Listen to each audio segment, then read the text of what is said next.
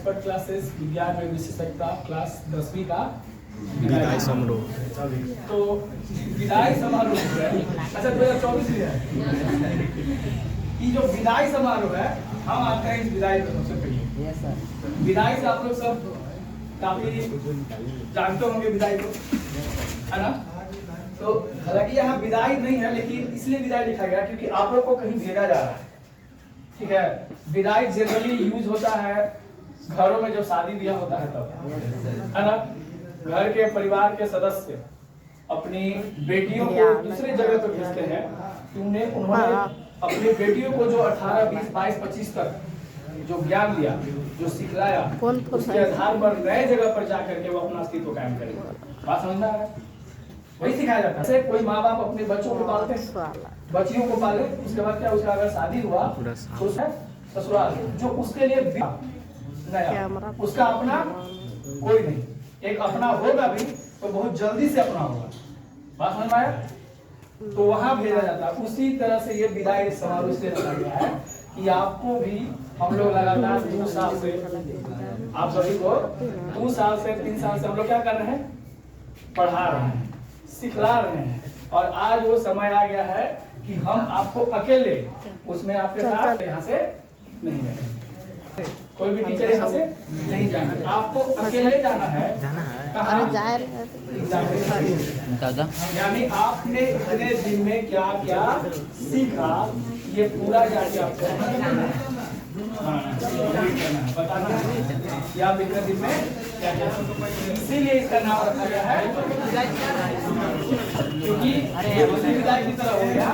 उतने दिन तक घर में रहें और उसके बाद आपको क्या दिखाया है, यही चीज यहाँ आप लोग को इससे एबिलिटी दिखाना है एग्जाम में कि हमने 3 साल 4 साल में क्या किया। ऐसा नहीं है यहाँ पढ़ लिए, यहाँ से विदाई हो गए तो चल दिए।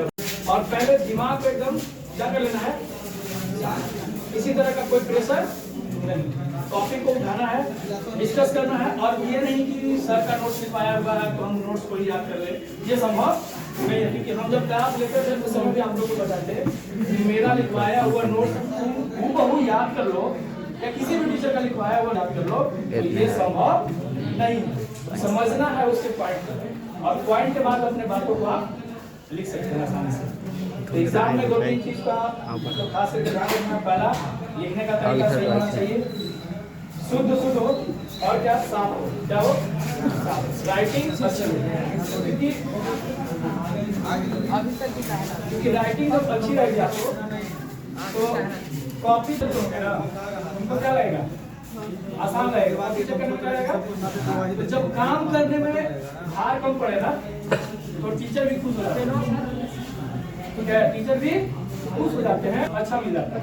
और मान लो तुम ऐसा लिखी कि ऐसा पता ही नहीं चल रहा है, तो टीचर तो पहले उसको चेक करने में क्या होगा, परेशानी होगा। तो चेक करने से बचने के लिए क्या करेगा, काट देगा नंबर जैसे। तो सबसे पहला काम क्या है, जो लिखना है उसको बेहतर तरीके से लिखना। इस तरीके से लिखना है कि जो भी चेक करे उसको स्पष्ट समझ में आए, लिखा हुआ वर्ड समझ में आ जाए। ये सबसे पहले ध्यान रखना, ठीक है।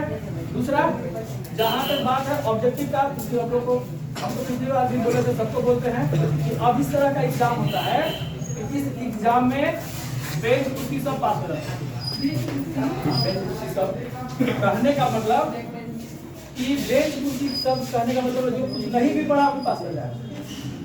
क्योंकि आपके पास क्या है, 50 नंबर का ऑब्जेक्टिव, 50 नंबर का ऑब्जेक्टिव। अब जब 50 नंबर का ऑब्जेक्टिव आता है तो इधर उधर तो समझ में आ ही रहा आप लोग को, तो एग्जामिनेशन हॉल में करते हैं आप लोग, तो कम से कम 30 नंबर तो बना ही लेते हैं। तो 30 नंबर ले आना कहने का मतलब एग्जाम पास करना। इसीलिए बोले कि एग्जाम पास करना आज के डेट में बहुत बड़ा टेंशन का बात नहीं है। क्योंकि अगर कुछ सब्जेक्ट ऐसा भी है जिसमें तुमको 18 नंबर स्कूल से मिल जाता है, साइंस और सोशल साइंस, जैसे साइंस, एसएसटी, तो 18 इधर से मिल गया, 12 उधर से ले आया तो हो गया मेरा काम। तो हमको 12 लाने के लिए एग्जाम नहीं दे रहा है, बात सुनना यार, हमको 12 लाने के लिए एग्जाम नहीं दे रहा 12 लाने के एग्जाम की जगह बोले सर बेंच कुछ भी पास हो जाएगा। अब बोले सर बेंच कुर्सी कैसे पास हो जाएगा?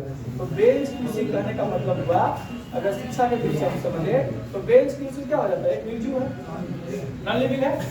तो नॉन लिविंग कहने का मतलब कि इसमें जान नहीं है, तो वैसे बच्चे भी पास कर जाते हैं जो पूरा 10th में पढ़े हुए नहीं किए, वो पास कर जाते हैं।